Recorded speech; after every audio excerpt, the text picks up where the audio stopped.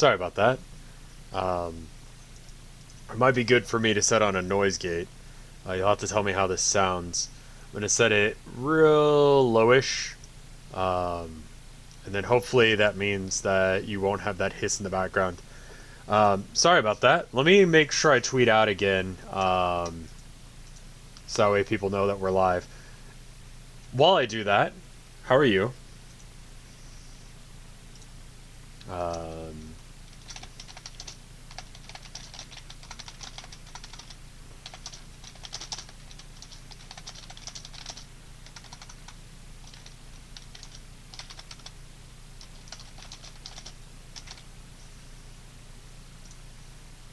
Alright, cool.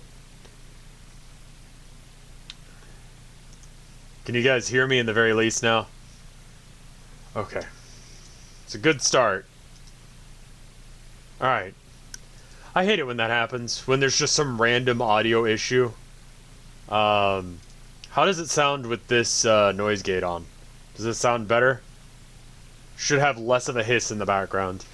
People complained yesterday when I streamed about a hiss in the background, and it's rightfully so, I might say. I listened to it back just to see how bad it was, and it's annoying.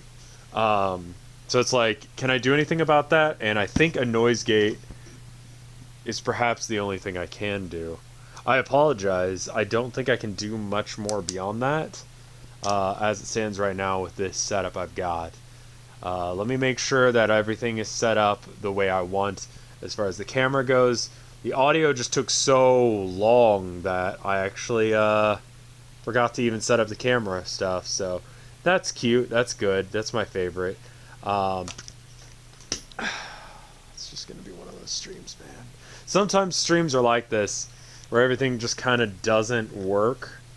It's less of an issue with like video game streams, but when it comes to art streams, I feel it a lot more, where things just do not work right, and it's like, oh no, why? Okay, so the camera was right about there last time. How are you guys anyway? Audio okay? Alright, let's see if I can get the camera right. And all that jazz. So again, we're streaming here today to avoid streaming on Twitch. I made it sound like, you know, anyone who streams on Twitch is a jerk yesterday. And I just want to be clear, like, you know, if you're trying to pay rent and that's the way you do it, I'm not gonna be on your case about that, you know. For me, it's viable to not, and so I'm gonna not. You know what I mean? Because that's just, I can, and therefore I won't. It kind of goes into what I was saying yesterday, but I don't want it to be under the understanding. Pretty alright? Audio sounds okay? Okay. We're gonna have to go with that. I think it's about as good as it's gonna be with this setup, in the very least. Let me get the camera set up for you guys so you can see, and then we'll actually start painting. Oh boy. Alright. Zoom in just a little bit more. Okay. It's kind of been a sleepy kind of day here. Didn't get good sleep last night because the cats were up and about and doing their thing. So we're going to just hope that this is good. Alright, camera. Go. It's pretty alright. Got some Minecraft music for, yeah, that sounds good. That does sound like a good thing. The Minecraft music is so just pleasant. I'm going to zoom it out just a little bit. I think that was the wrong choice. Yeah, that was absolutely the wrong choice.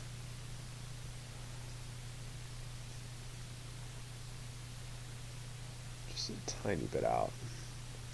Alright, I think that's where we were. No, it's not. Okay. Sorry, it's going to be a little bit more prep work, because it matters for the video where the camera is. For some reason, the marker is off. Jeez. It's my least favorite part of doing art streams, is fiddling with the camera and such. Okay, so it needs to be zoomed in just a little bit.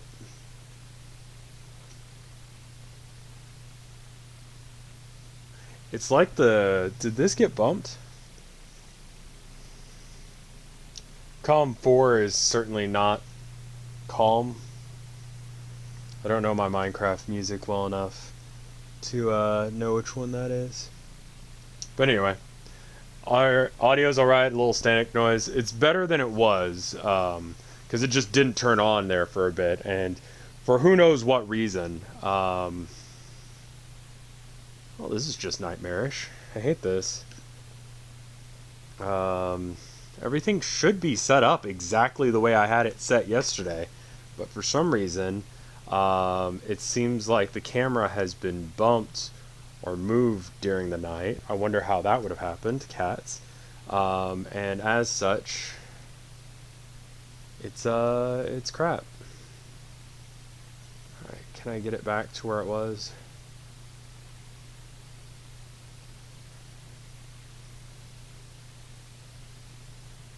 Okay, that's pretty close. Alright, now we just got to get you guys set back up on it, and then set the focus right, and then we're good. There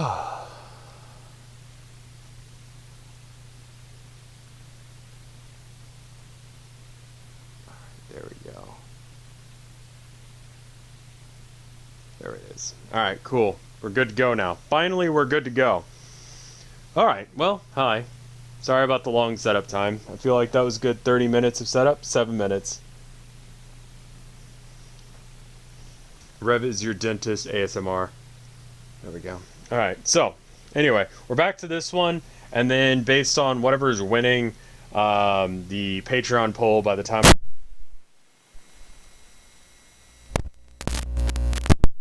Do we still have audio? Can you still hear me? The mic got unplugged. Alright. Time to calm down just a bit. Chill. And do some art. So, one thing I want to change is I want to change that. And I think I'm going to do that first and foremost. And then we'll go into getting some of the black lines fixed. There's really not a lot going on in the world that I feel like talking about. I try and keep these streams fairly chill. And a lot of the stuff going on in the world is just like... You know, I like checking the Twitter moments. Checking and seeing, like, what's going on, you know? Is there anything interesting, weird talking about? Did Florida man do something bizarre today? And, you know, trying to create a chill aesthetic vibe. It's not so much there when things are not chill in the world. I'm going to get rid of this because I'm just not a fan of how that looks. And that should fix this area quite a bit. So, Twitter moments, sometimes good inspiration for like oh hey, this thing is happening. Saw some people complaining about girl gamer bathwater again, which just seems like the moment's passed for that. I'm not sure why it's still a thing. People are saying she's a scam artist for it and such. And it's just like... I mean, it's not like you're selling, like, I don't know, Jesus's bathwater and you're saying you are, and then, you know, you buy it and it's just like nothing, you know? It's like, it's bathwater from a girl. Area 51 is happening, that's true. September 20th. So I'm just pointing out that it's been a while since we've had a meme with such a definitive, it maybe perhaps never, have had a meme with such a definitive start and end date, you know? September 20th, we are raiding Area 51. Which just seems like, I don't know, such a I wonder if people are actually going to show up. I wonder if people are actually going to try and raid Area 51 by just like Naruto running at the gates. If that's going to work. I mean, it's not going to work. Let's be clear. Like, even, let's assume, like, 20, 30 people show up and actually go through with it to, like, Naruto run at the gate. I know it says, like, 10,000 people, but, like, I'm half tempted to sign that thing, and I'll be real with you guys. I'm not going to show up to Naruto run at the gates of Area 51, you know? I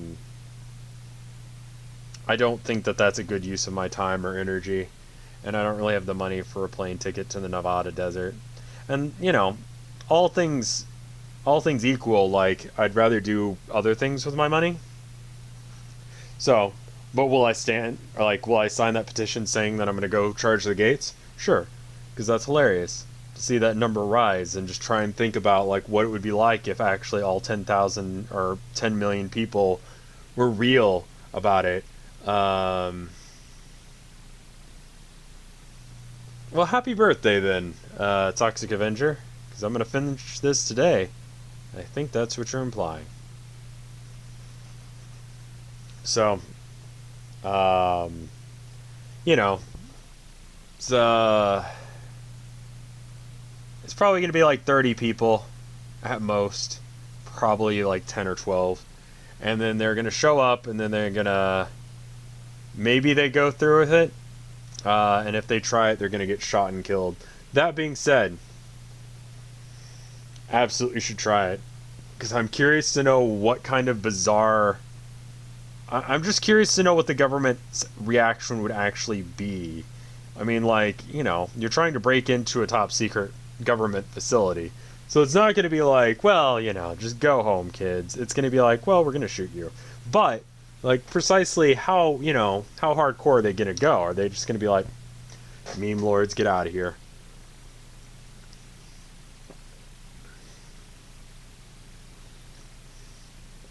What if there's genetically modified cat girls in there?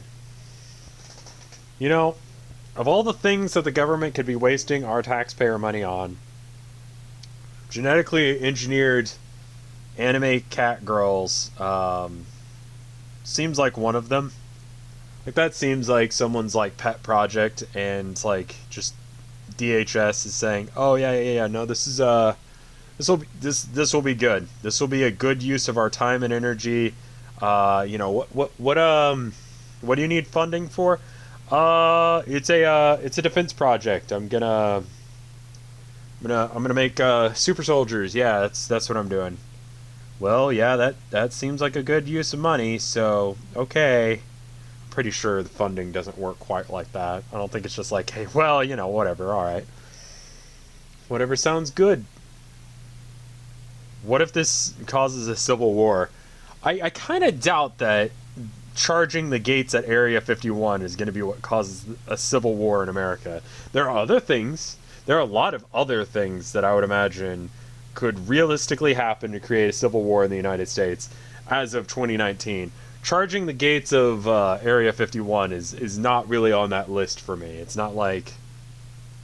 I'd be surprised if that's the reason, you know? Wouldn't be surprised if it happens... that we have some sort of, like, Civil War-esque scenario. That could happen. I'd believe that. But,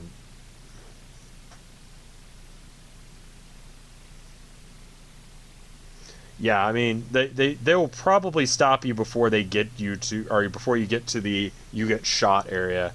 I know on the U.S.-Mexican border, they've got, like, sensor cameras and stuff that, like, detect whether or not you're, you know, there are people, like movement cameras and stuff. So I'd imagine that, like, especially around some place like Area 51, they probably have similar technology. So even if they're not, you know, patrolling the whole length of the place, they probably have some, like, early alert system to be like, hey, some guy's Naruto running at us. Like, we should do something about that. And then they just send out a guy in a Jeep with an, like, assault rifle, and they call it a day.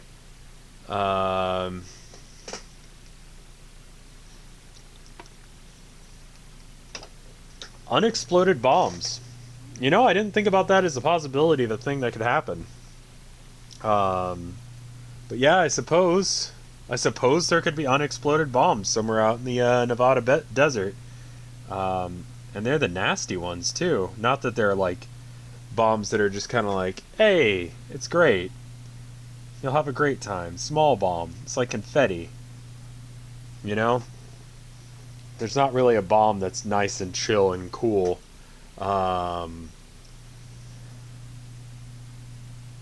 Just makes me want to listen to Take Me Away by Blue Oyster Cult.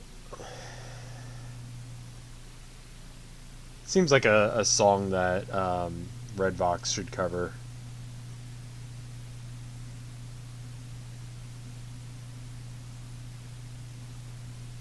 We're almost done with this painting. It's just kind of some detail work and then probably like roughing up some of these edges. Like right here, I'd like to kind of blend in a bit. The area is officially called Nevada Testing and Training Range.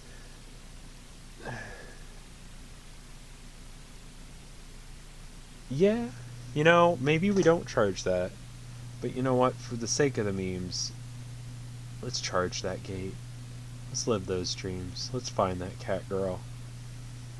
They're probably there. If they're anywhere, they're Area 51.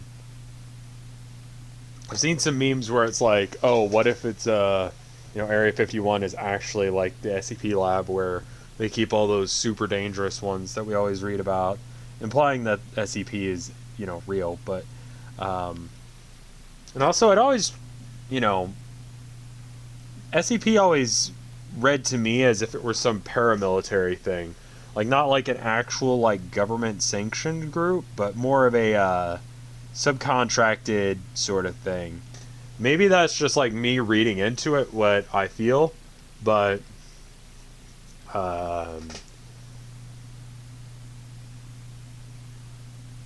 it always read to me like it wasn't like an actual government agency. It was more of a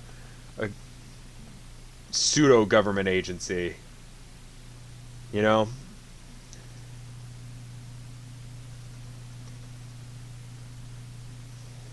There's a few buildings in town that have SCP written on them, but I think they're I think it's an acronym for something else down here. For what, I don't know. And I'm not going to go and break into those buildings because either A, that's where they're actually keeping horrifying and cursed objects, or B, it's some warehouse and I'll be trespassing, so I don't really feel like breaking into that. But that's just me.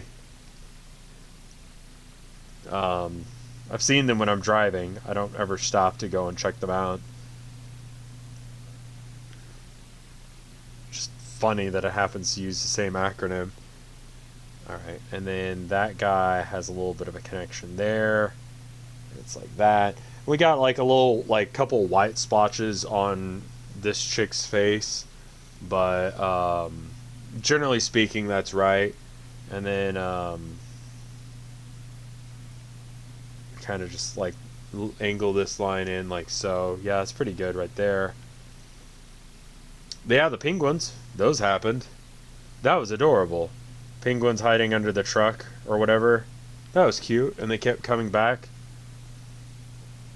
I wasn't aware that penguins were just a thing in Japan. I mean, I guess it's fairly far north. I don't know. Anything that's like up near either pole, like nowhere near like the equator, I have no concept of its size. Like, I don't know how big, like I was talking to this guy the other day. We were playing video games online and I was asking him where he's from and he was saying Ireland, and I'm like, how big is Ireland? Like, actually, how big is Ireland? Like, because I had been talking to a guy a previous day about Galway, Ireland, and he was saying, he was talking it up to be like this magical paradise where they have like, green hills and everything's nice and all that jazz, and they have healthcare and all these magical things that are like unicorns, just completely foreign and not real. But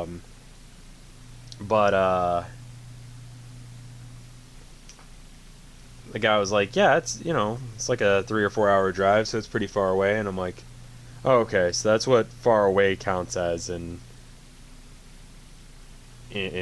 Ireland. Like, not actually far, just sort of like a decent drive. Because getting out of Texas is a few hours, like maybe a day drive.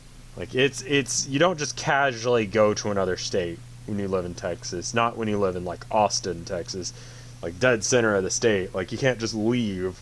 Um,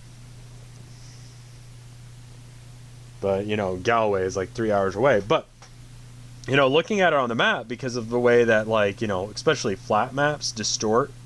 And I haven't looked at a globe in years because I just don't have access to one. So it's like, Ireland and Greenland and stuff like that. Like, if you were to just assume that are all the same size, it's fine. But like, they're not. Like, certain ones are a little bit bigger or smaller than they actually appear, just because that's the way to like represent. They get this weird stretch going towards the North Pole.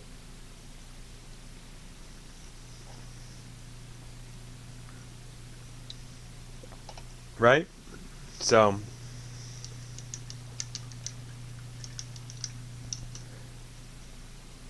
it's kind of just like, what is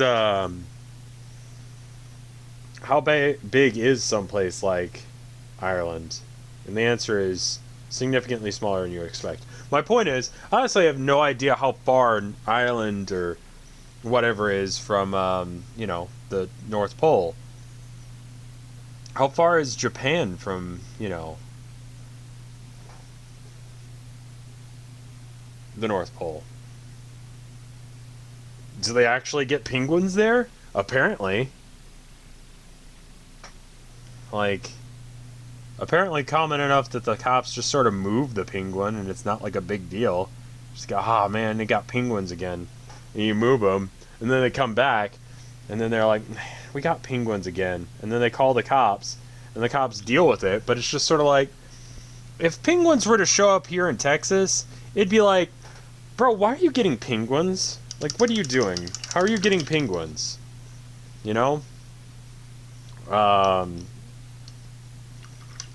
Whereas it sounds like in Japan, it's like not a big deal. Like, they just had penguins.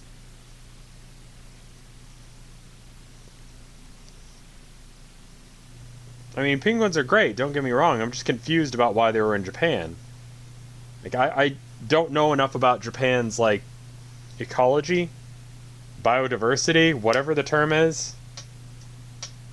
What?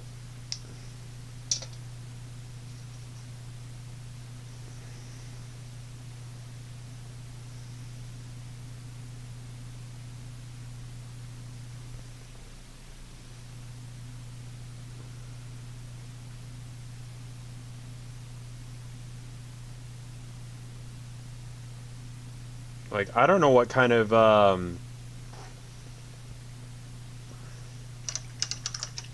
don't know what kind of stuff is going on in the rest of the world. And how common something like just... Penguins are from many areas. Right, but like, I'm just surprised to find out that Japan is one of them. Like, surely you would see, like, I mean, especially with, like, anime, right? This is, like, a horrible statement to say. Like, wouldn't you expect there to be more penguins in anime if they're, like, all over the freaking place in Japan? It's just, you see, like, all these other things.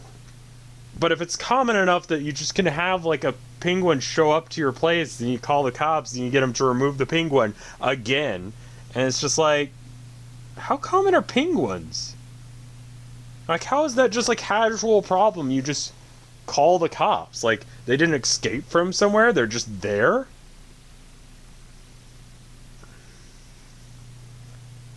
You just got penguins running about? Confuses me.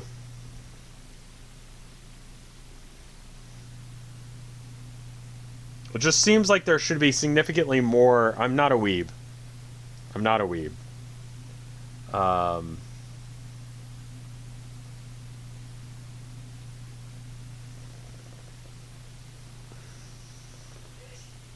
Let's see. Alright. Anywhere else that needs to be cleaned up? Maybe here a bit. I mean, like, some of this that makes it good for me is, like, the rough lines. Like, that, this situation right here. Like, this face specifically, I'm a huge fan of.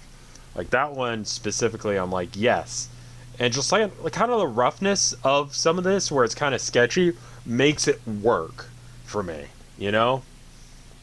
What penguin, yeah, I mean, America just has deer. There are deer in other countries, though, right? Why is that a thing? Hold on. Look at what Dragon said. For some reason, YouTube was like, no cursing. This Christian stream. Don't you curse. Like, what?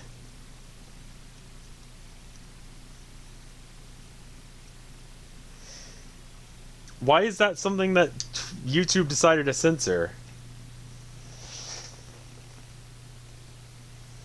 Who knows? YouTube's weird like that. A couple of people have said they've gotten like a Blue Man Group kind of vibe off of this.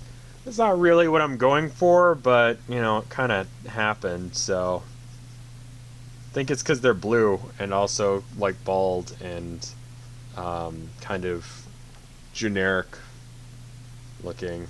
Like, it's not like, oh, that's Lady Gaga. It's like, this just is a thing. It's a creature. This is human looking, but still kind of alien.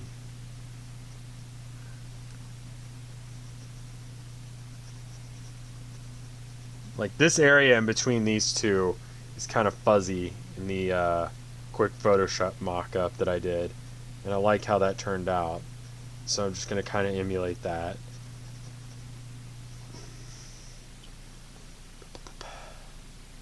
There aren't deer in Brazil. There aren't deer in Brazil. You know, I don't know much about Brazil. I really don't.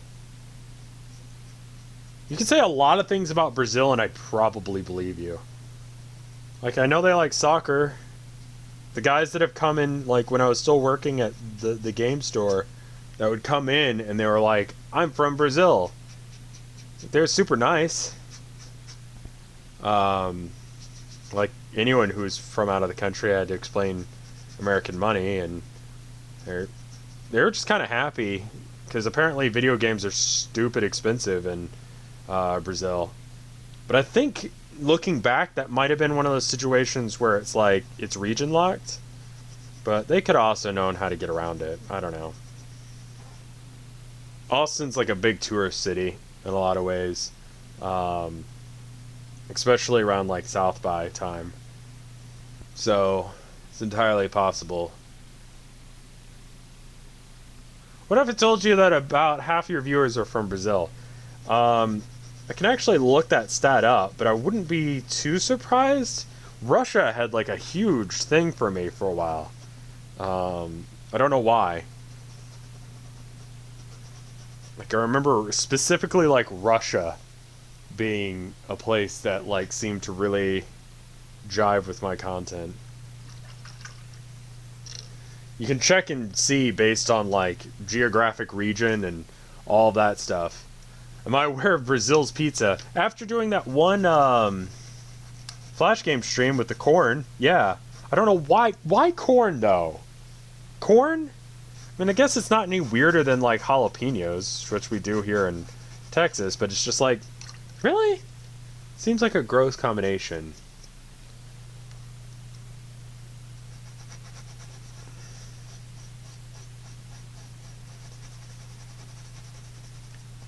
Brazil's the corn on pizza place, right?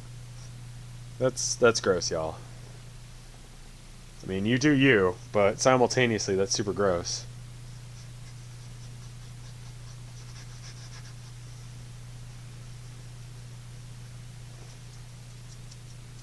Not really sure what else I want to do to this. I like chocolate pizza. I've had dessert pizza before. That's alright.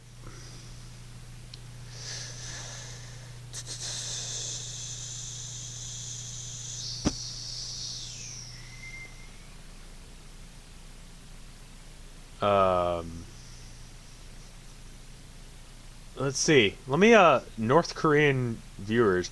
I can actually check real quick if you guys are curious. I don't know if I'm allowed to, like, give out this information, but I don't really care. Give me 1 second, I'll check. Let me turn off the camera. Oh, it already automatically stopped. Hopefully it caught the last of that.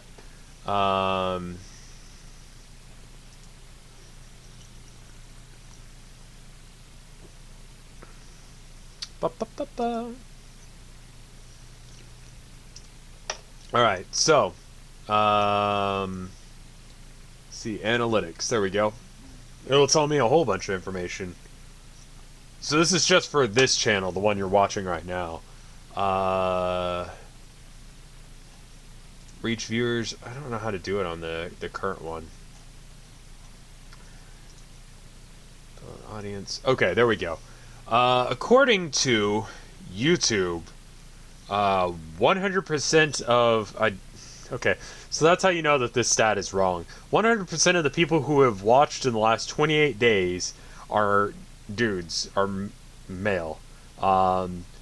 Between the ages of 18 to 24, again 100%, did not use subtitles, and if they did, 0.9% of them used English subtitles. 37.2% were from the US, followed by 3.4% from Brazil, 1.5% from Canada, and then small amounts from the United Kingdom and Chile. So there you go. Those are your stats. Is this still live? I should be. Hi. I had raspberries on pizza once. Wow, that's awful. So I do need to sign this dude, but in order to sign this dude, what I normally do is I move the camera closer, and then the card is full. I forgot to clear out the card. So I guess that's happening. Do I know where the other card is? Brazil is actually representing more than the United Kingdom, for reference. At least on this channel. I mean, the stats are super skewed. I don't believe the I don't believe that 100% of my viewer base is male on this channel. That just does not seem like a statistical likelihood, because I know some of the people in chat, and some of y'all ain't dudes. So maybe you guys just listed yourself as dudes, or, you know, what have you. Let me put the stuff transferring over. Ever had pizza that's like crisp with like cinnamon crumbles and fruit? Yes, it's super good. God, I hope it didn't screw up the picture too much. Might have.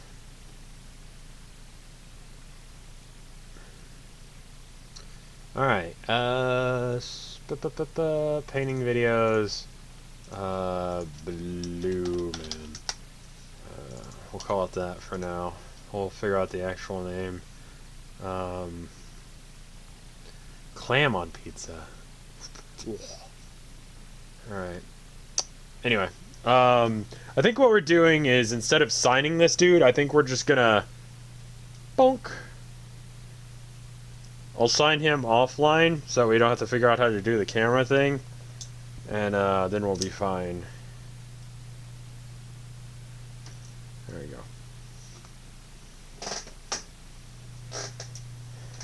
Alright.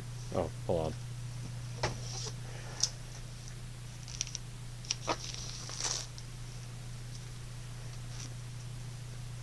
We'll switch out the card. We got a new battery going. I don't need to have this in my mouth right now. And we'll just do whatever the top ranked thing on the Patreon poll right now is, and go from there. Pretty sure I clicked some random option and never changed it. A lot of people do that, so I would imagine that that's probably the actual truth. Is not that, you know, it's actually that many people that are dudes. That turned out all right. Yeah, I'm kind of a fan of that piece. I think this one's all right. I tried something new as far as the colors and the aesthetic goes, and I like it. I think I'm going to go with a different color other than blue next time, but I think I might do a very similar thing. Maybe with like a brown or a red. I'm a huge fan of using browns and blacks in work with high contrast, so I like that.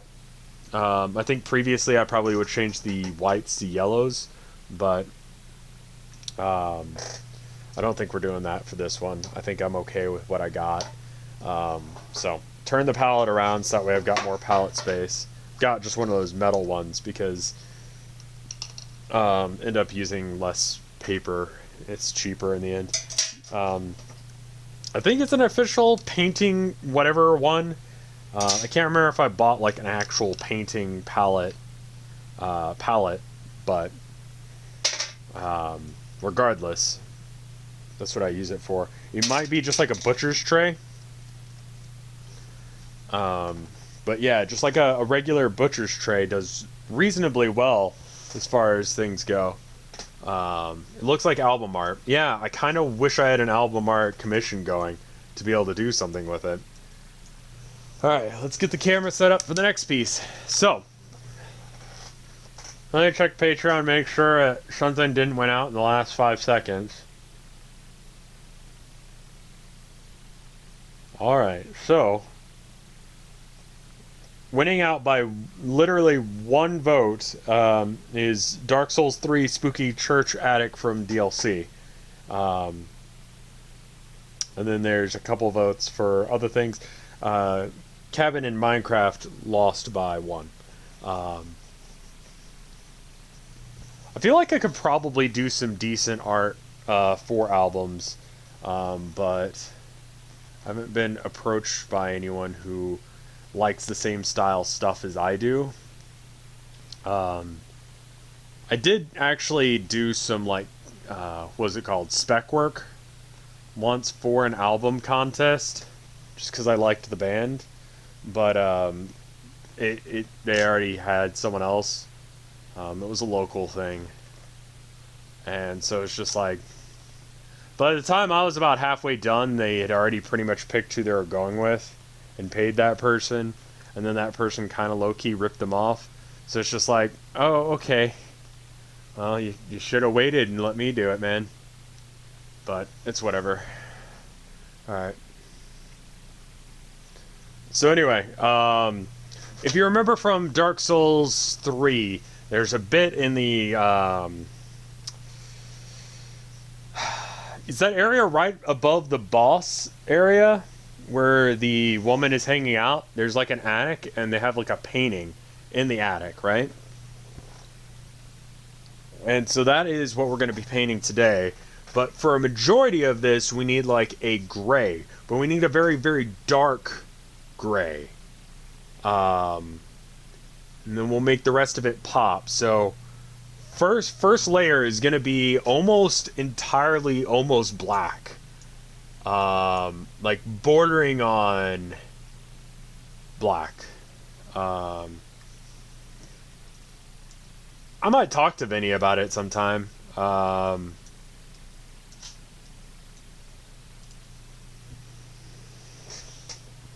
Probably oughta. I might show him and Mike something like that and be like, hey, you guys, floor! You guys need some work done? You guys got another album coming out? Maybe you guys could make an album come out so that way I could paint you something? But anyway, okay, you guys are way too high up now. Unfortunately, YouTube doesn't know how to read that Speed Wolf sticker that's there. Alright. So that looks alright.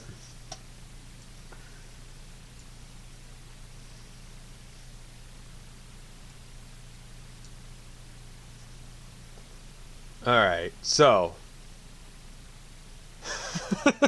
Snarky. Alright. So let's see. So I'm gonna need black, but it's like, I hate mixing black directly. So maybe... but it's not really... I mean, it actually is black. It's not really even a brownish black. It's the sound of painting. Me banging the last little bit of paint out of a thing. Let me see if I can get it with, like, brown and blue. Because that's a better brown, or I mean a better black, is mixing brown and blue together. Gets you a much more, gets you a much better black. Because it's got some, like, depth to it, rather than just being matte. Because black gets a real matte color. And that's fine when you're doing stuff like, you know, that last piece. But this piece, you know, I want it to have some, like, you know, tones to it. I want it to have some, like, middle ground and some other stuff going on. Appear a bit more realistic. That one was more graphic designy and more abstract. So the fact that it didn't look like real life is fine. What was that little picture on the British Steel frame? That's the Speedwolf one. And it's like a wolf man with two inverted crosses, and it's got like old English script saying Speedwolf.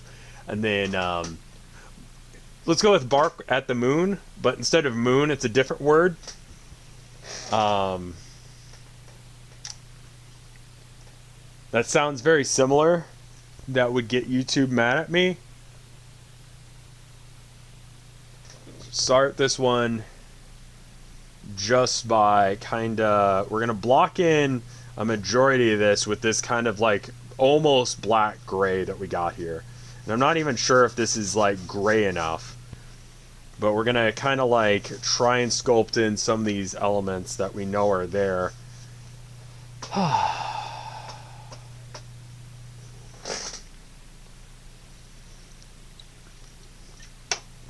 5 most essential colors that you need to have paint. I don't think it works that way. A lot of people will say like, oh, you need like, you know, primary colors or whatever. I think it depends on your palette. If you do pastels, for example, you need to have a lot of pastels, and so a color like black may never show up in your palette. For me, with the colors that I like to have raw sienna. I like having some black and some white, and cobalt blue shows up a lot in my work. That last piece was cobalt blue almost entirely. Some middle cadmium yellow red and cadmium red medium. Those show up a lot, and that's sort of my palette. The colors you select for those 5, whatever your 5 are going to be kind of what determines what your art looks like in a lot of ways. Get a little bit more black. There we go. This might be a little bit too light. Yeah, it's a little bit light in comparison, but that's okay. And then you got like...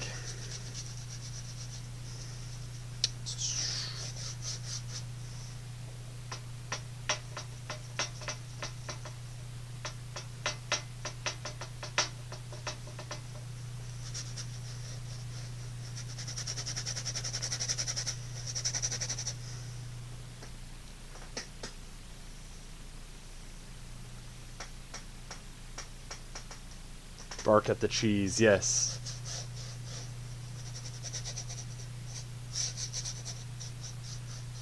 I think I might, so in this last one I painted to the edges. I don't normally do that. That was a bit of an experiment to see how it turns out. Mainly, I noticed that what happens is when I'm taking photos, this lip right here, this edge, ends up showing up on the prints when I take the pictures for them. And so I lose a little bit of the definition of the edge and around the edges because of a like millimeter of side that comes through. And so I think if I paint to the edge, if I paint around the edge, then I'll have less of that issue. So I'm going to try and do that for the next couple and see how it turns out, and see if I like how it turns out. And if it do, then I'll keep doing it. Contemporary styling says right now that I should. It's the hip thing to be doing. That goes in and out of style based on just random crap in the art world. So, you know, if right now it's not in style, whenever you're watching this VOD later in the future, and your art teacher says it is or is not anymore, take their word for it. They're probably right. It goes out of style so fast that it's really not worth keeping up with. Though everything along those lines is worth keeping up with, so yeah. Figuring out what your palette is, like what colors you keep coming back to, is super important to like figuring out your style. Like a lot of your style is going to be dependent on what colors you go to the store and buy. Because obviously, like, you know, with the palette I just described that I constantly do, in fact, I should set up affiliate links in all my videos so that way it actually has the same palette every time. Because for a while there I had like Amazon affiliate links for certain paintings, but I just kind of forgot to do it after a while. I should just have it as an auto upload of those specific colors and then just be like, when someone goes, wow, I didn't notice you used yellow in that last piece, like that one, it's like, yeah, I didn't, sorry. Maybe I could just put my usual color palette is blah, and then that way people won't message me about it.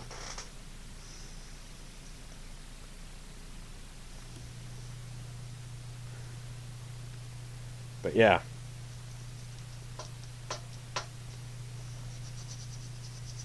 I know it's a little thing, but setting up today to be able to just switch out the battery from last time with the battery that's in there now, which was the battery that we used half of last time, is excellent. Just knowing that I always have a full charge battery going. Like by the time this one dies, the other one will be at full charge again. So we'll have to stop for a minute, and then we'll switch over, and it'll be fine. But the fact that I like don't have to do like a huge long thing just to get it set up.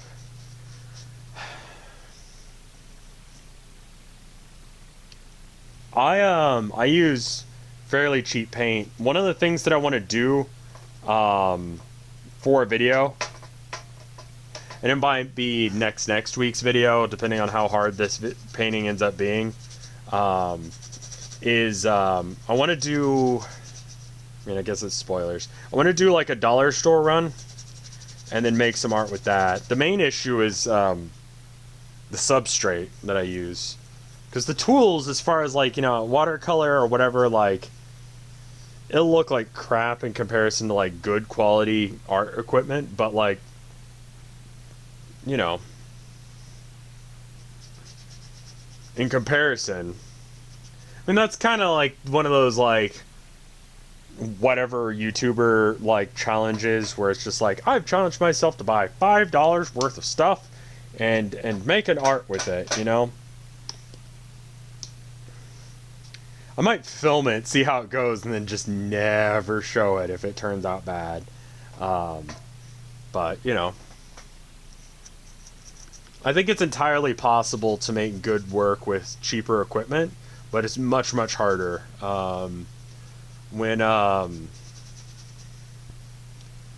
was learning how to play violin, I ended up having a whole lot of trouble with it because I had a real cheap violin.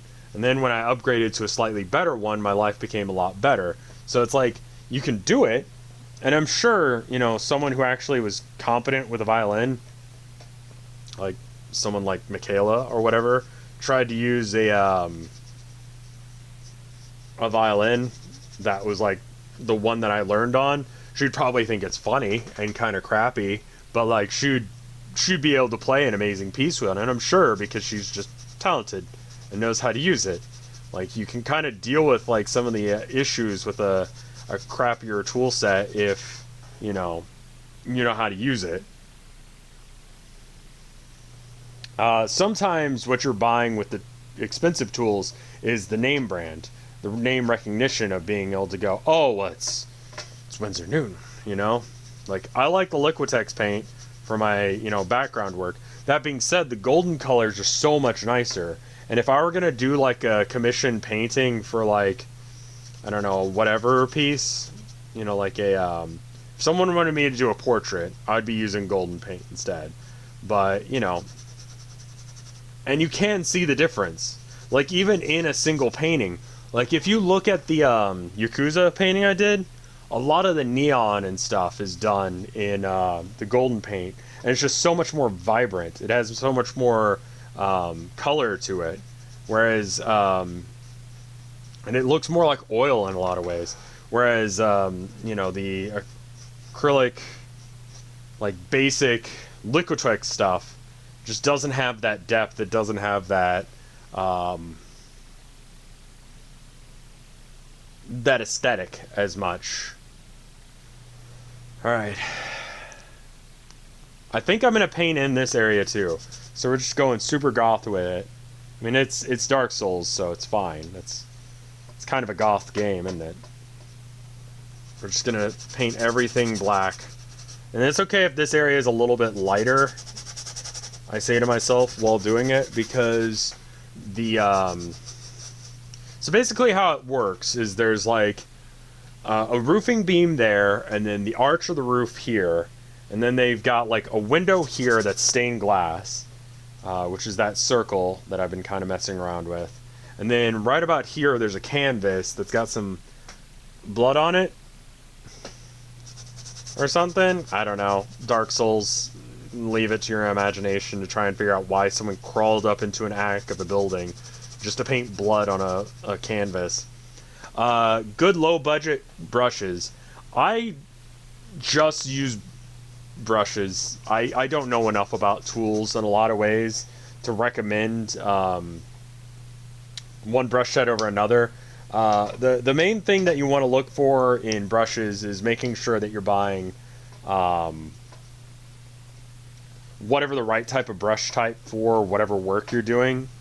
So acrylic, you know, you clean off your brush with water, right? So you can use some brushes or some brush types that you couldn't use with oil, where you're going to use turpentine to destroy the oil or, you know, off your brush to clean it off. Like, you need to use certain types of brushes that are not available.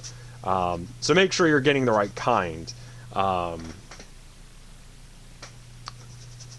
Getting actually artist grade pencils is important. It does make your life a lot easier if you can kind of just tell. Like, I'd recommend trying some, like a 2B set.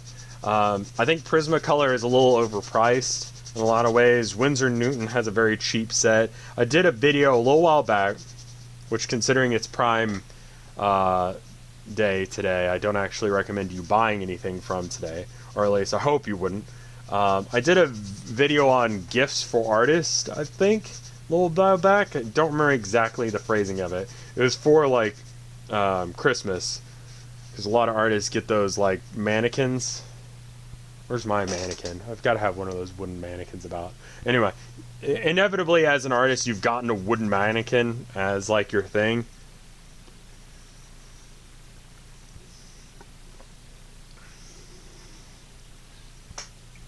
You play violin? Not really.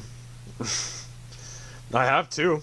I have an electric and a acoustic violin, but I've not opened the case for either in years. And I should probably just get rid of them, but it's just like, it's really hard for me to get rid of stuff like that. Yeah. Dick Blick is a really good website. When I first heard about it, I thought my professor was trying to recommend some other kind of website to me, and I'm like, whoa, okay, not at that level yet, man. I don't know you. And then I found out that it's just like a website where you buy art supplies, and it's like, oh, okay. This is all wet now. Okay, cool. So that means we do nothing for a minute while we wait for this to dry.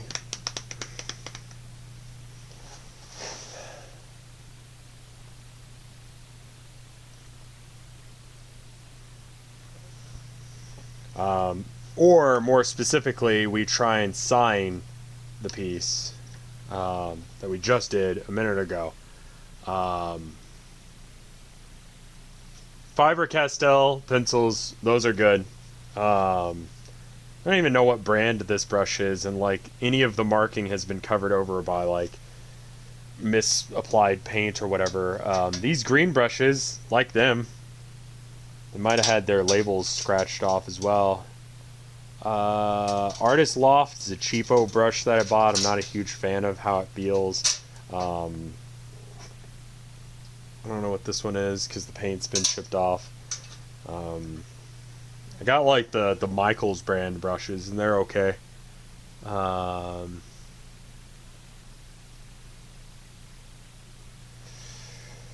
So I don't really know what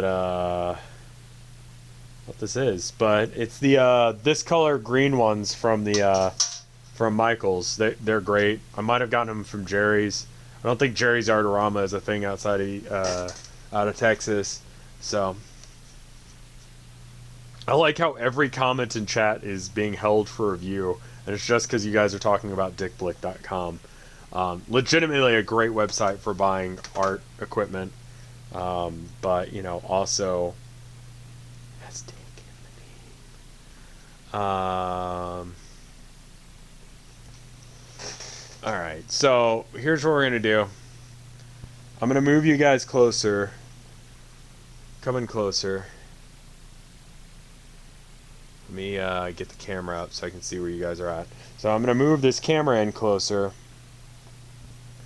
and then we're gonna tilt this dude down and throw the camera on the floor. You guys are just gonna stay there for a minute.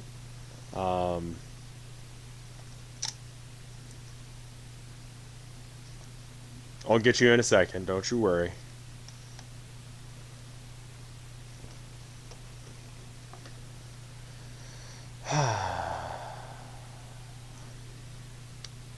I fantasize about playing music a lot, and then I don't. I should probably do that some more often.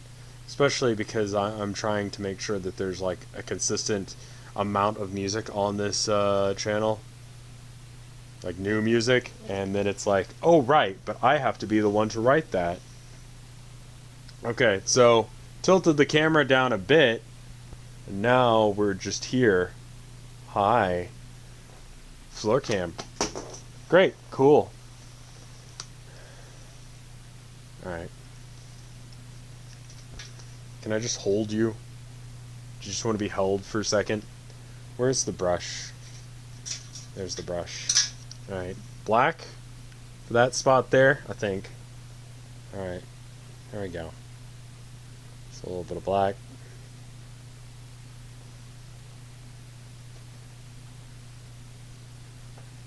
Show you like the crazy frenetic cam. You need to vacuum. I know. Okay, so a lot of this is that scratching post thing, and the cats just go after it, and then they just create little bits of dust everywhere.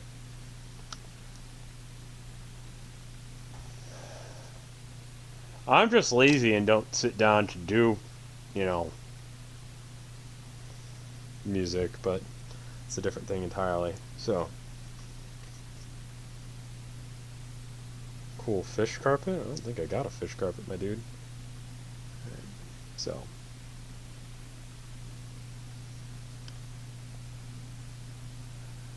Soup.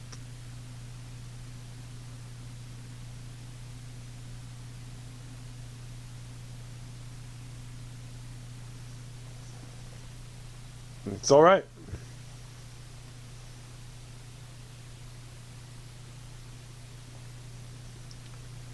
I looked all right.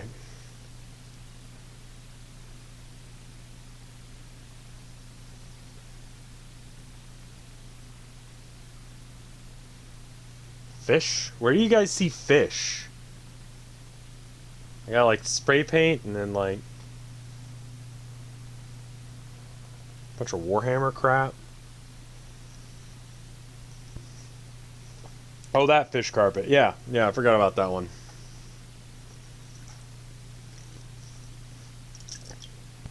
It's like first person rev cam. It's like all shaky and crap, just like real life. Alright, so now we place that there, and then we walk away from the... We gotta do the little thing.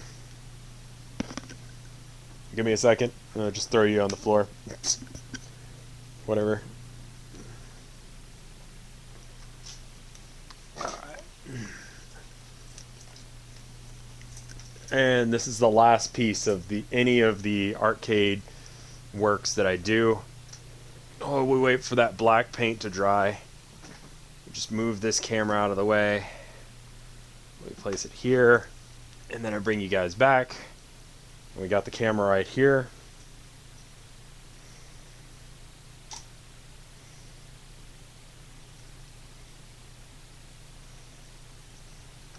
This is the bit at the end where I just explain to people like, hey, you should subscribe because, you know, I do art stuff and maybe you'd like art stuff.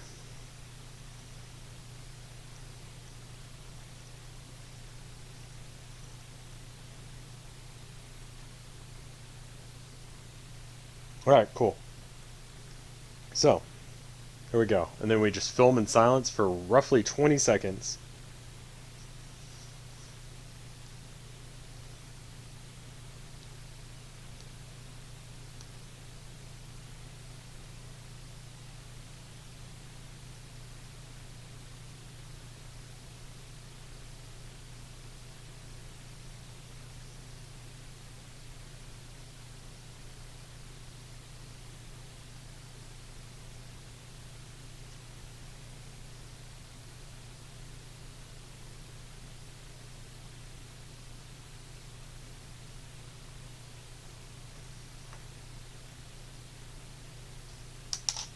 Okay, cool.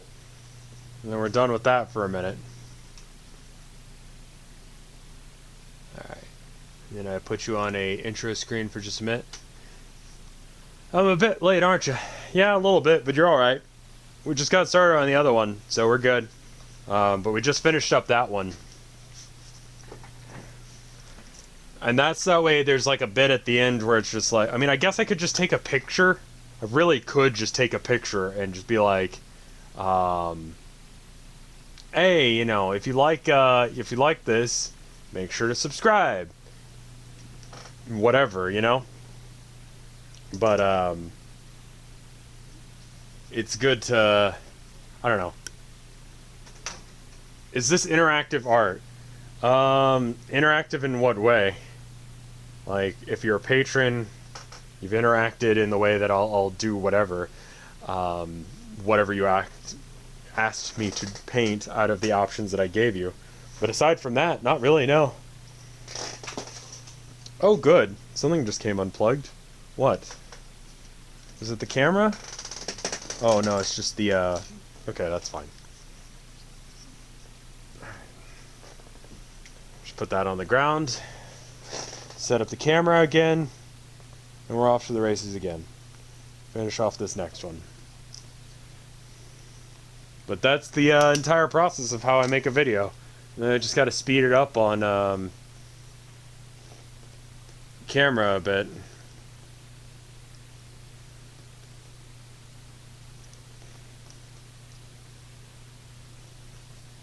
Take a quick break in the meantime while I just sort of set up the camera to go back to the Dark Souls one again.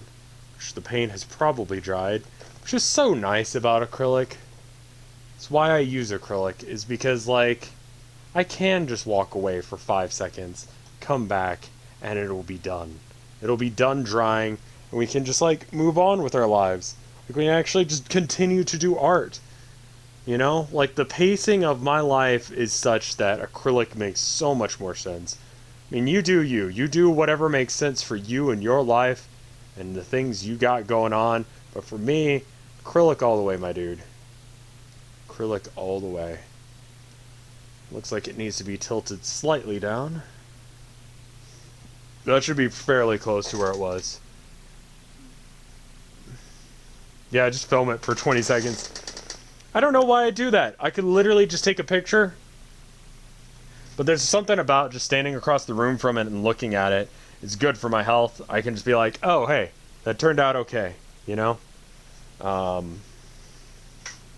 Tiny human simulation. Just Rev carries you from one room to the other in his hands and asks if you want a cookie or whatever. Alright. This got all wrapped up around that. There we go. Alright. Acrylic is nice for that reason, you know? It makes life so much easier. I mean, there are advantages, obviously, to oil, namely glazing, but you can kind of glaze art with acrylic, sort of, kind of. Okay. Back to camera. There we go. And we're back. Hi. Okay, so let's go ahead and turn off the camera itself.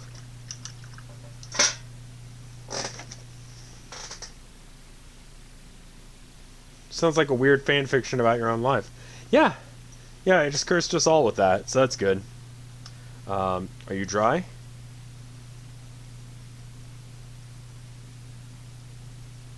Ish. Enough. Yeah, we're good. Okay. Alright, so from there we need to set up some like basic markers for where things are. And so one of those markers is going to be the roofing stuff that's going on. I'm already liking this painting. Yeah, it's a good start. Just pure black. We're going to go with like so we're going to take the gray we had.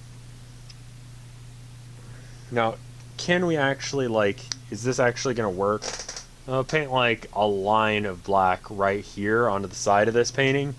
And the reason I'm doing that is that way I can see if, once it dries, if there's any noticeable difference. Because if there's not, then it's going to make some of the real finicky, like... I mean, a lot of this work may not work on a live stream basis just because the camera I've got for this is alright.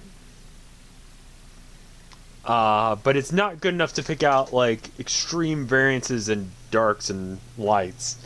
The DSLR is pretty okay at that. How was my day? I had a good day. Just kind of chilling. Took it real easy today just because I was, like, not awake. Get to hang out with Tilda tomorrow, so that'll be good. Yeah, it was a good day. Played a game of Warhammer. Lost, but it's alright.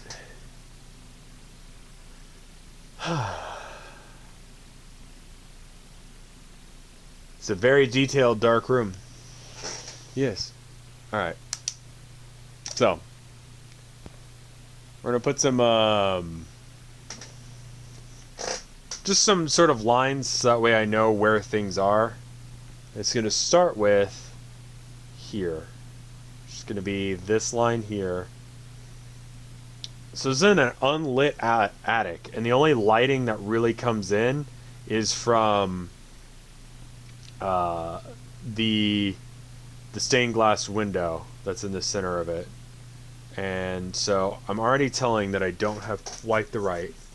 Did I drink enough water today? Probably not. Sip that real loud so that way I'm like, yep, now I drink water. Alright. But yeah, it'll be good. Got a sort of tournament coming up as far as Warhammer goes, like a real casual tournament. But like, one of the guys that goes to it is the guy, you guys remember that story about the super casual tournament I went to and he started making fun of the kid? He's going to that, so it's just like, I've been preparing for it a little bit more hardcore than I really need to. Cool keyboard, thank you. It's kind of whatever. It changes colors if I want. I always keep it at blue just because I like blue.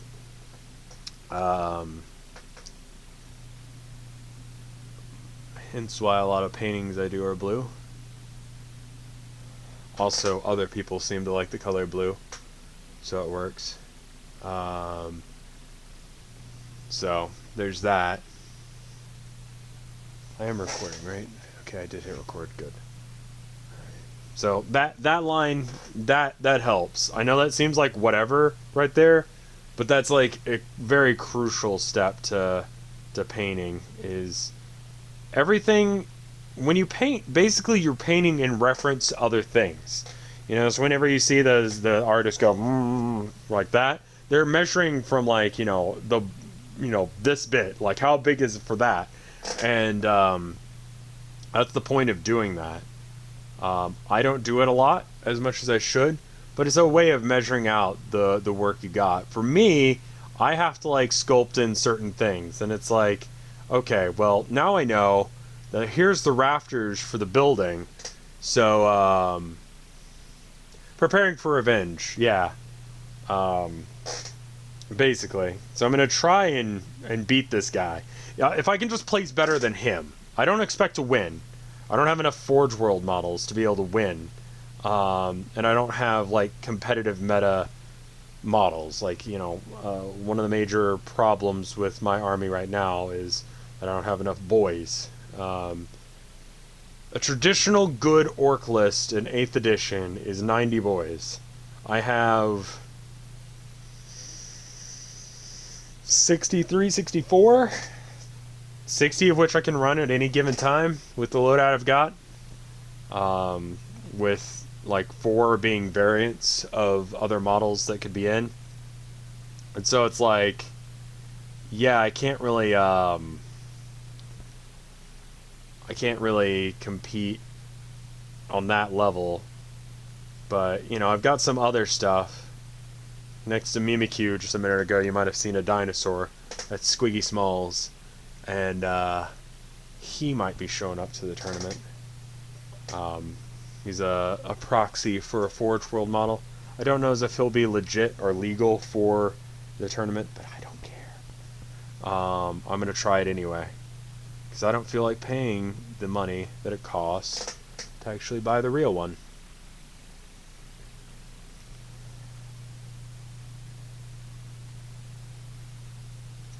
So this gives us like an idea of where like the roof is.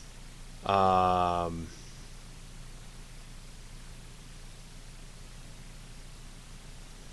think references are good. Like, I know that's like a point of contention. A lot of people believe that like, oh, if you use a reference, you're cheating. No, not at all. You think Michelangelo just walked up to the studio and like painted the way he did? No. No, he had references. He paid people. Caravaggio paid people. That's how you know that certain ones were, you know, done by, you know, with a reference or not. Like Young Bacchus, I think is the name of it, right? Is famous because it's supposed to be, you know, a god of, you know, whatever. Forget which god it's supposed to be. The drinking one, right?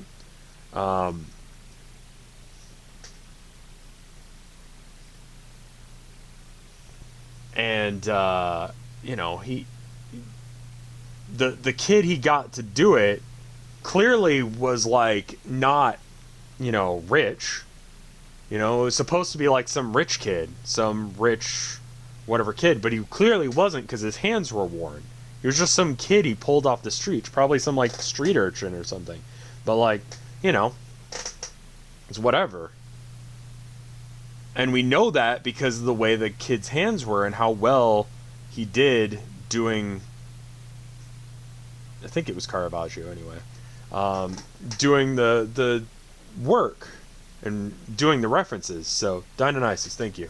How good his quality of work was, we can actually tell like what kind of work standards that kid had, you know. Probably wasn't intentional that, you know, those elements were left in, but you know, it's fine. It's fine. I think over dependence on references, where you can't do work without using a reference, is bad. You know, I think it's no substitute, because sometimes you're going to have to paint things or draw things that don't have, you know, a reference in real life and don't have a real life equivalency. And so when you get into that position, when you have to do a drawing or a painting where you don't have like something you can actually reference, like maybe it's a creature of your own creation, you want it to appear alien, and so you can't really make it look like, I don't know, a badger or whatever, you know. I wonder if you can still purchase human corpses to use as artistic reference. I'm pretty sure you can't. I'm pretty sure that's illegal. Don't trust me on anything. I don't know very much. But that sounds like an illegal thing to do. So now that we've kind of got like the rafter stuff set up.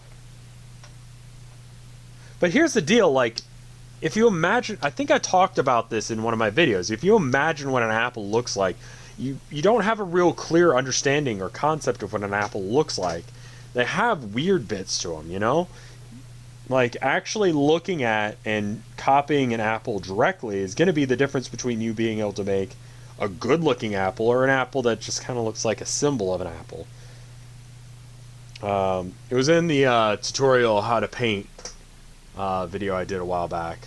I do not remember the name of it, but you'll have to trust me on that I made a video along those lines and talked about it. I do not believe photographic memories exist. I think people delude themselves into thinking that they have such a thing, but scientifically I don't think there's any evidence that such a thing exists. So you may think you have a photographic memory, but maybe it's just that you've studied a whole bunch. And that's the reason that you can, do something from scratch. Like anything, if you repeat it enough, like, you can learn it. But there are bits. There are weird bits to most things. Most things have a weird element to them that you're like, really? It's like that? And that's one thing that's really cool about painting, especially from reference, is going and actually seeing all these bits. So one of the things that I like about Artcade is I can really appreciate some of these bits in games where it's like, wow, they actually detailed that. Like, they went through the trouble of actually, like, making that look right. And then you see it and you're like, wow, I can't believe all the work that it went into, like, these random elements of the game that you'll never see, especially in some of these, like, games that pride themselves on their aesthetic. Like, you can really see the work that they put in to things that really don't need it. Like, there's a lot of little subtle things going along. Well, I have another true paint along, like I did with Subnautica a little while back. That video stressed me out a bit, I'm not gonna lie. And so returning to that is gonna be something I have to figure out how to do better. I feel like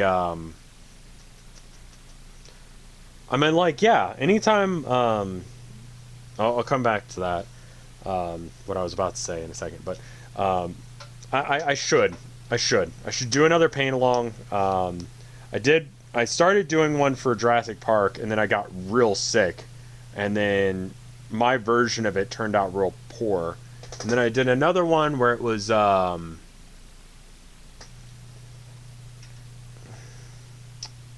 was it? It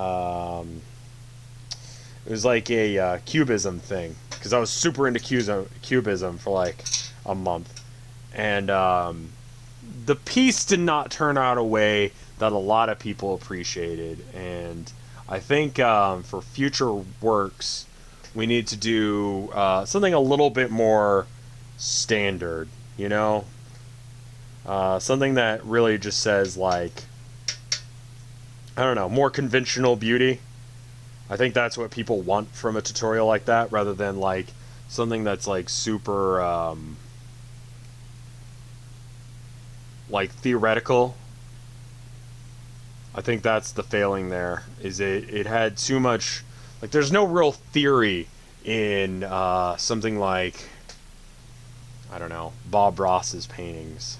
Like, not saying that in a bad way, but like, it doesn't, like, you don't learn the theory, you learn techniques, and that's fine. It just doesn't teach you for long haul. Like, it teaches you how to do exactly that one painting of that pretty little tree, and it makes you feel good. And there's a lot of value in that. There's a lot of value in learning how to do art, because and just feeling like you're doing right, you know, that you feel like a rock star because the painting you did turned out the way it looks, and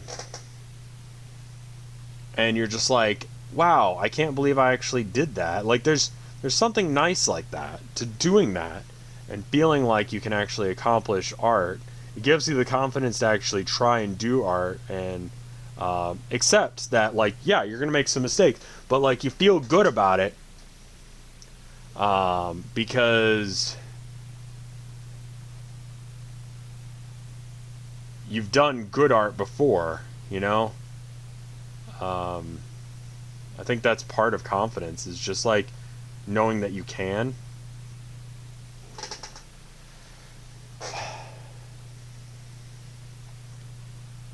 That's a huge ability to doing anything, is just knowing that you can successfully, without too much trouble, accomplish the goal that you're trying to.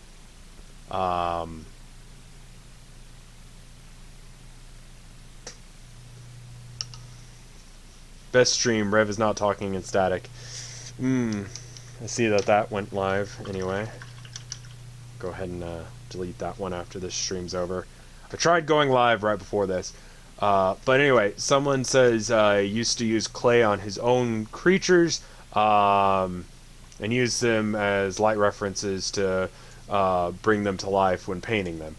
That is something that I do to some degree. Like that last painting we did. I did, you know, I went and found references, I edited it up, and then I photoshopped it together, so that way I know, like, roughly how it's going to look, and I can kind of, like, plan things out. Because, like, you know, the amount of time it takes for me to, like, set something up in Photoshop is considerably less than the amount of time that it takes for me to set something up in, say, like, Paint. You know, actually physically painting something to make it look right. It's like, you know, it takes more time, but it looks better when I actually paint it. But it's just like, you know, I can kind of get an idea for what it's going to look like, and it's like, is this color palette going to look right? Is it going to look right if I, you know, change this, if I flip this over here, if I delete this bit, you know, if I increase this bit, if I decrease this bit, whatever the thing is. So that's part of my working method, is just, you know,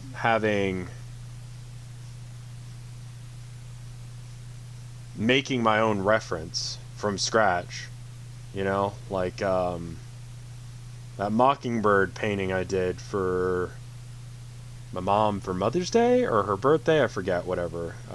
It's a couple paintings back. I just wandered around outside like a psycho, wandering around the parking lot of the apartment complex, and just waited until birds showed up, and then I would just like track them down with my camera, the one that I'm filming the painting with right now, and take pictures. I had a guy walk up to me, right? So I'm walking around. I guess I should tell this story. I was walking around, like, looking up. I'm looking up. I'm holding a camera.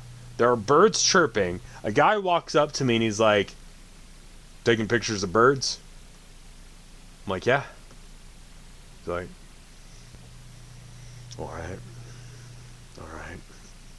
He walks off. As if, like, that was, like, an unsatisfactory answer. Super weird. I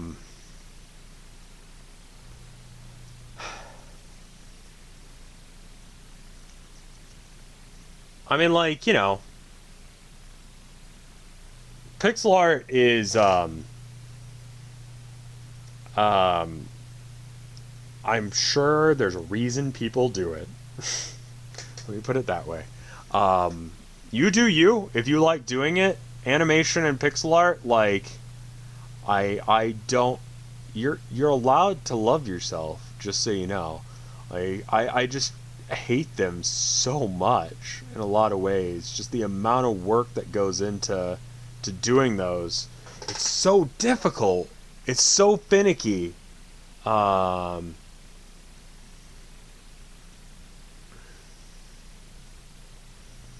Like, I'm just thinking, like, was this guy, like, thinking that I was being, like, a creeper or something? Like, I was trying to creep on someone, like, take a picture in their window or something? Like, that's the only thing I can imagine he was thinking was going on, is that I was being a creeper. Maybe I'm projecting, you know? Like, I do that a lot. When I was waiting for a game today, I was like, man, no one wants to challenge me. No one wants to play me. You know, do I have a bad reputation on the server or something? And then eventually, I go, hey guys, I'm still looking for a game. And I had like 5 people message me. And I'm like, I'm just neurotic. Everyone is fine with me. It's also like 5 a.m. And that's probably why no one wants to play with me. Because they're asleep on a Tuesday and I'm a weirdo. That's my problem there. It wasn't actually 5 a.m. But, you know, my point stands. I do pixel art because my hand is super shaky. Pixel art is a lot easier for me than any other kind of art because of that. Yeah. I kind of go the opposite direction with it. Like, my hands are super shaky. And so I just sort of work it into my style. You know, if I want to go for a more photorealistic sort of thing, that would be bad. And if that's what I was trying to do, I'd feel bad that I couldn't accomplish it. And I actually got quite a few bad grades in school, especially life drawing, where I couldn't get the color right the way I wanted it to be. And then, yeah. I have a weird tendency to say the right thing on this channel. I'm glad I said whatever I needed to. Pixel art does have that advantage, I'm sure. I find it so just frustrating. I like the speed and brevity of things. I like speed. The, you know, working fast, not drugs. And pixel art is more methodical and more time taking. It reminds me a lot of needlepoint. You know, I feel like there's a lot of crossover there between like high definition good pixel art and needlepoint, which I'm all right at needlepoint. I learned how to do that incidentally. You know, I sew my own stuff onto my battle jackets. You know, I'm not one of those goblins who uses glue, because I want my stuff to look nice rather than like garbage.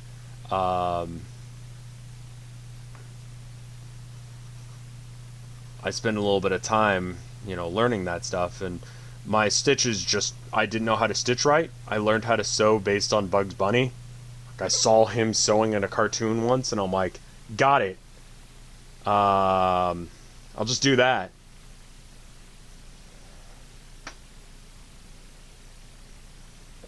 Well, I'm glad you like him, Hannah.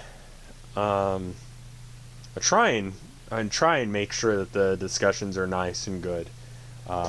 But you know, that's hard.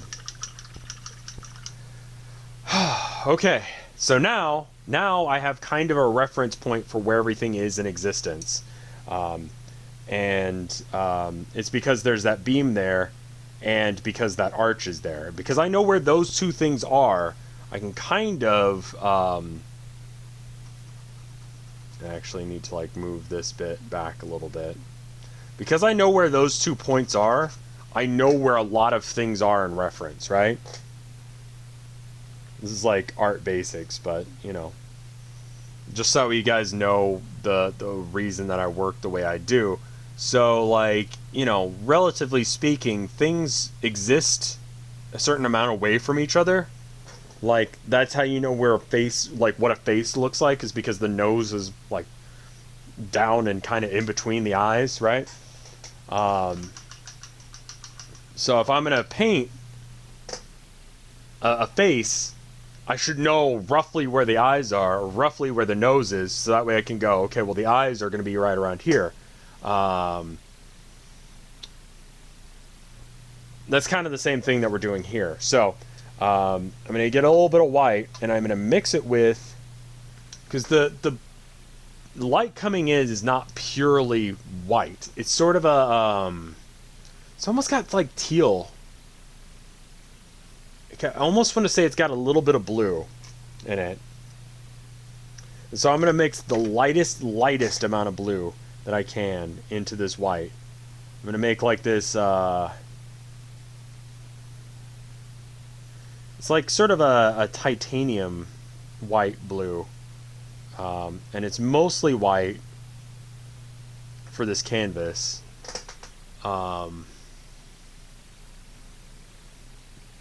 3D modeling is good. Again, it's another one of those things where it's just like I've learned to get better at it and respect it more as I've gotten older, but I have just such a hard time with it. Singer is a really good brand of sewing machine. I recognize that name from Tilda doing stuff. She's really good at sewing. She makes a lot of stuff. My wife is amazing, and I love her. But Singer is the brand of at least a couple of her sewing machines. Okay, so we just kind of, we want to paint this area white. So what's going on here is there's like a canvas, right? And I kind of want to sculpt out where the edges of this canvas are real quick. So it goes out to about this far.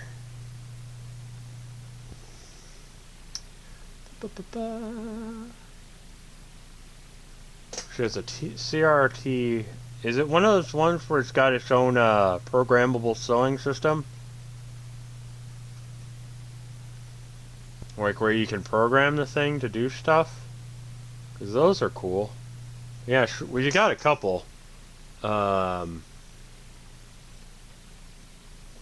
never been able to get into 3D modeling, either on the computer or IRL.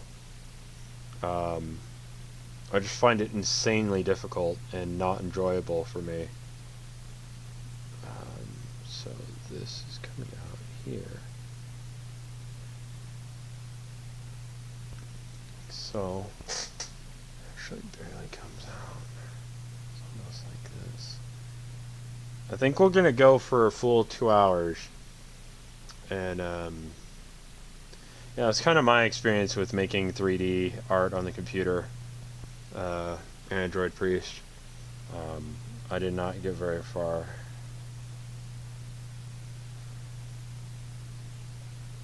A really huge fan of I'm a real huge fan of anything where there's like something that's been abandoned, like a melancholic like it's that in between space. There's a name for it, and I forget. I think it's liminal space. I'm a huge fan of abandoned stuff and liminal space. And this work is going to have a little bit of that going on, where it's like this is just abandoned spots. Like there's a certain beauty to it. The store I used to work at had this trash room. It was more like a hallway. Essentially, like the main room for where like the store floor was this big room, like rectangular room, and there was like an L-shaped hallway leading to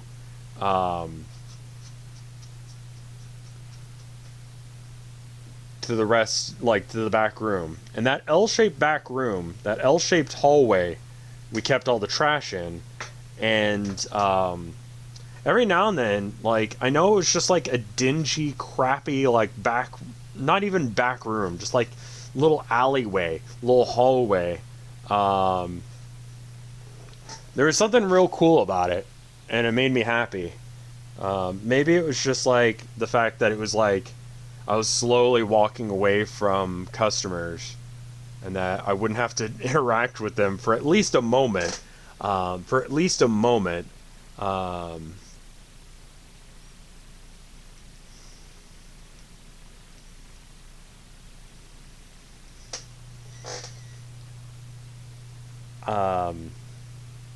There's a couple of works that I really want to do, and it might be the solution to a lot of inspiration stuff, and then also a lot of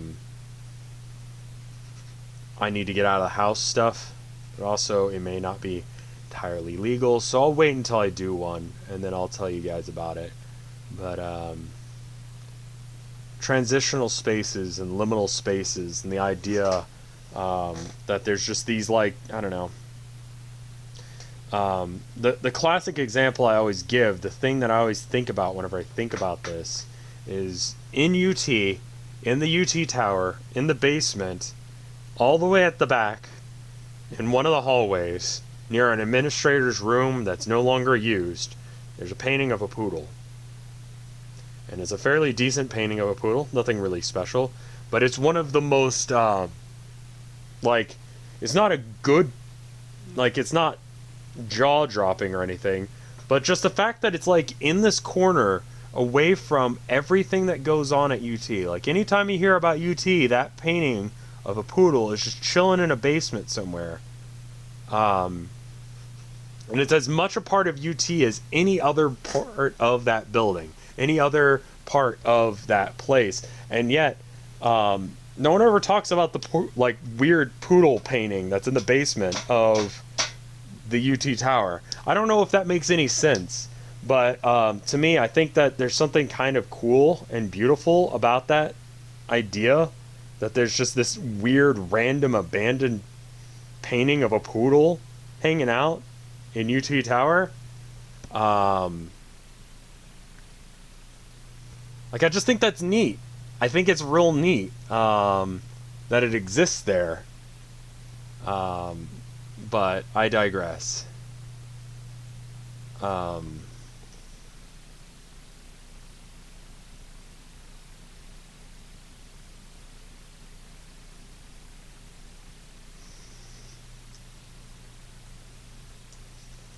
Yeah, I like those weird horror room-esque aesthetics, where it's like there's nothing wrong with the space, there's nothing bad happening there.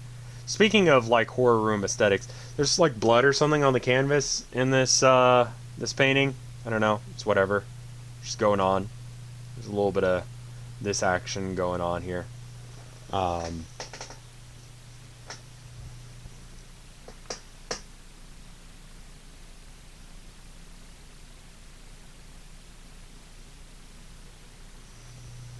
I think it's neat that that painting exists in UT, and I don't really know how to explain why, or what, you know. I'd be a better artist if I could explain to you why that painting matters to me, and why the concept of it being there is important to me. But I just think it's super cool that, like, you can, I don't know. It's it reminds me, the fact that it's there, not the painting itself, not the aesthetic of the painting, but like the fact that the painting is there reminds me very much of like a Hopper painting, like Nighthawks, or, you know, anything else you would do. Like the just, I don't know. It's not sad. It's just away from people. One of my favorite things to do is exploring a new area. Like, whenever I'd go to a new campus, or whenever I, you know, especially with, like, I guess I should explain. ACC has a bunch of different campuses. And so, generally speaking, you have to go to, like, 2 or 3 in order to complete your education. And more if you're an idiot like me who keeps changing his major. Are we out of battery? No.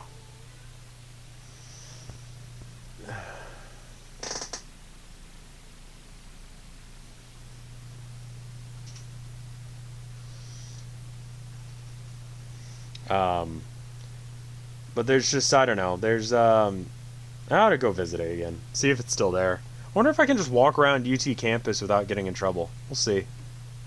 You can definitely walk in, like, the preacher protest area, but, whether or not I can get away with walking around the rest of the area without any trouble, I don't know.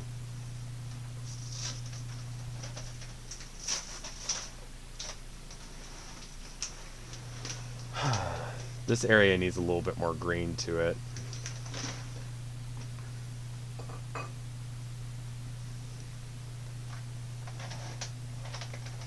I think that's what it's missing. It's like kind of a bluish green, almost teal.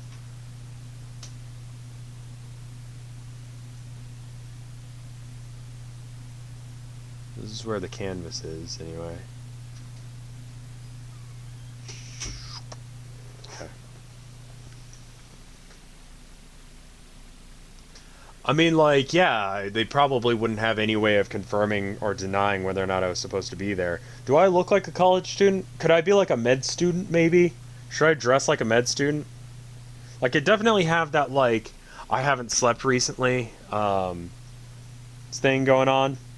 So I feel like I could still pull off the med student look. How's Herman? Tilda just walked out here to feed them because they were being grumpy and banging on the door until she came out to feed them. So they're doing good. They're eating. They're just like over there having can. I guess. Yeah, I mean, I'm sure if I just act like there's nothing wrong and like I'm supposed to be there, then especially if I've got like a backpack and it's weighed down with like books or something, I should do fine. I could probably just, casually walk over to campus, take the bus or drive or something, I don't know. It's got to be much, much darker. There's like some mold or must, or maybe it's just like original intent of the painting to be kind of dark, dank up on the top here. Like maybe like someone left it out and it's like, oh, it's got some gross bits on it. Like I don't know entirely. If anyone knows the story of the attic, I would love to know what's going on in this painting. Your age doesn't affect whether or not you can go to college. Sure, like, there are people who are much older than me that go to college. That's true. But the average age for students here is definitely closer to like 21-ish. And so I may look a little bit out of place, and if the campus security asks me what I'm doing and I'm not supposed to be there, that's a big no-no. That's an issue. And they might give me some grief. Whether or not they can actually do anything about it, I don't know, but let's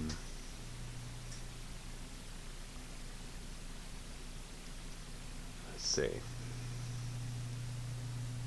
Okay, so I need to not spend a whole lot of time working on these details in this, but I'm just kind of trying to like pick out some like major elements of this stuff that I can kind of latch onto later and know like, okay, cool, I'm getting this right. That is in reference to that. It's all in reference to something else. One little bit is in reference to another little bit, which is like, okay, well, I know this is here because that's there, and so on and so forth. And it's why the precision of any given spot is so important. It's because I know where I'm at with relative certainty of anything else. Wear flannel, yeah.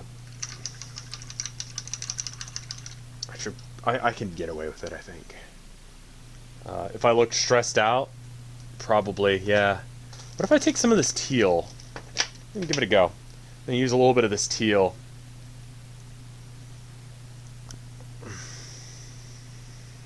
I haven't used this in a while, apparently. I got a little bit of teal. Like mostly white. Ugh.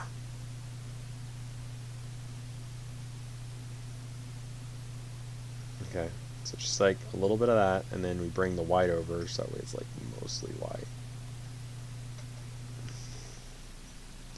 Is that gonna be right? Probably needs a little bit more white. How are we doing on battery power there? I think once this cuts out from running out of battery, that's where we'll call it.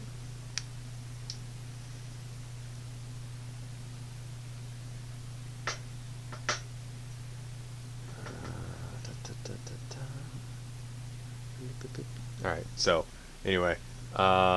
This situation right here is going on. And it's kind of like... I need to bring in some of the black bits.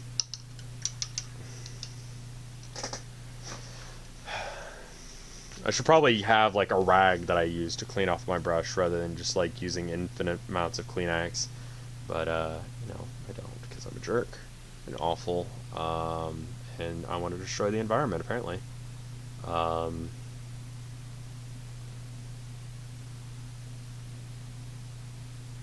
mean, the nice thing is, if this leaves a bit of a canvas texture, like, it's fine. What's going on, Abby?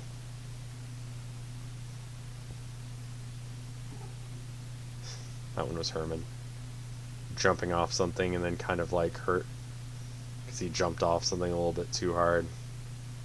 He's up on the counter in the kitchen when he shouldn't have been. Alright.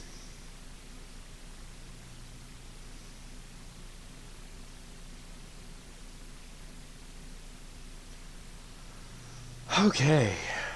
Alright. I'm pretty happy with this so far. So now I just gotta put in a couple more pieces that kind of inform where stuff is. And then we'll be good. And then we'll be good. One of those things is I wanna put in the steps and the floorboards. And then I'll feel like we're on a real good path to finishing this thing. So the floorboards are wood, except for the steps. The steps are stone, the floorboards are wood. The stone, therefore, is gray naturally, but it's got some white in it. So the color it's got is not like a brown base. It's more of a blackish base.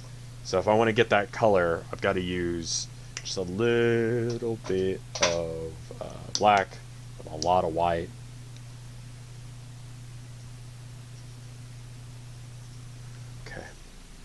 It's actually got a little bit of U in here. Unless it's yellow, and that's not a color that's involved right now. Right. A little bit of teal. Mix that in, so that way, like, because I think it's the stained glass is giving it a little bit of a teal tint. All right, so, and then it's relative to the arch, relative to this here. Right about here, and it's like so. We got a real hard edge for the step. The rest of it is kind of soft because, you know, it's just light shedding in from a window at a weird angle, so it's like not super intense. So like that edge, I'm gonna make sure this edge is super clean. We're gonna make sure that the rest of it is kind of like fuzzy and whatever. So for that, I'm just gonna dry brush.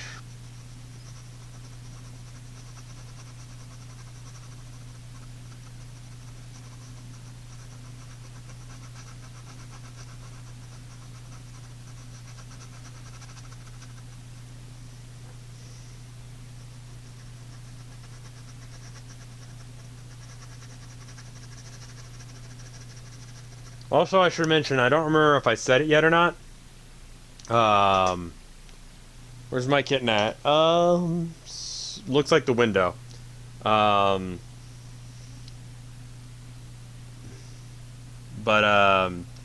think I said it last stream. I'm not sure if I did or not.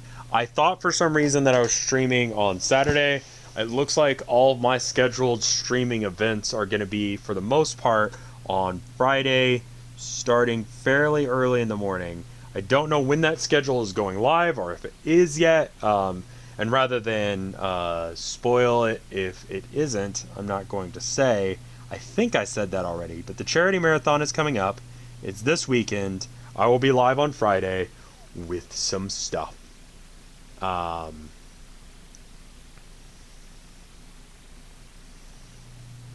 so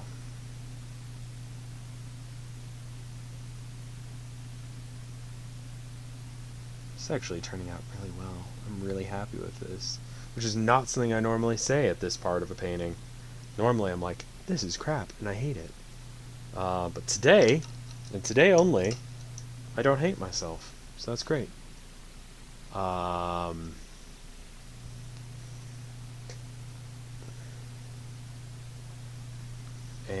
we're just going to clean up this second step here a little bit, because it's getting a little bit more light than you'd actually expect. And it's also because it's a video game, and the lighting has to be just so.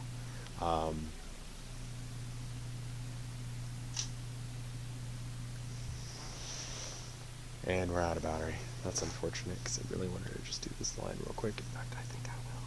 I'm going to cheat the painting a bit and just do it now rather than later.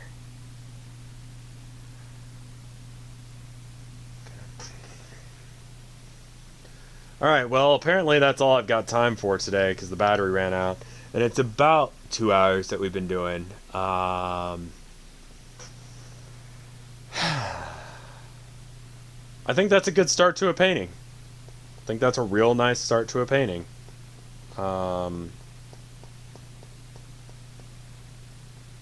It's looking good. You plan on streaming tomorrow? Tomorrow I'm going to hang out with Tilda some. So I probably won't. And then Thursday I'm going to be streaming the end of Dognarampa probably. And after that it'll be the charity marathon on Friday. On a related concept or related topic, it probably won't be a video on Saturday, because I will be probably making sure that the charity goes through. This was relaxing. You enjoyed this? Was this good? I hope you liked this. We got, one painting started and the other one finished.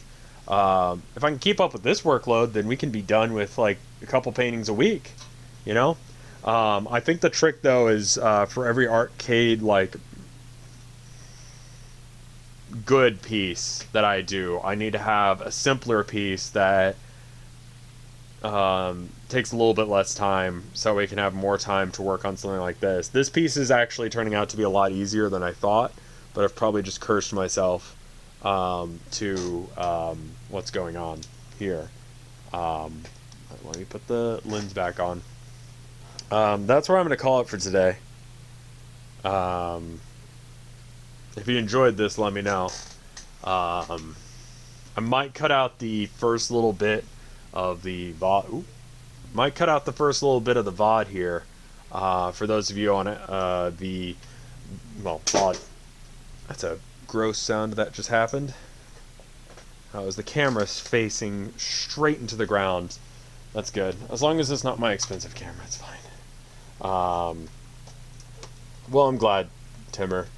And hopefully that helps. Crap. Streams like these make me go, dude, I should stream art more. There's some days where it just doesn't turn out right. And Abby, come here then. Come here. You're fine. Hold on. Abby has something to say. What do you want to say? Yeah? Okay, well. Anyway. I'm going to go for now. Hope you guys enjoyed it. See you guys next time. There you go.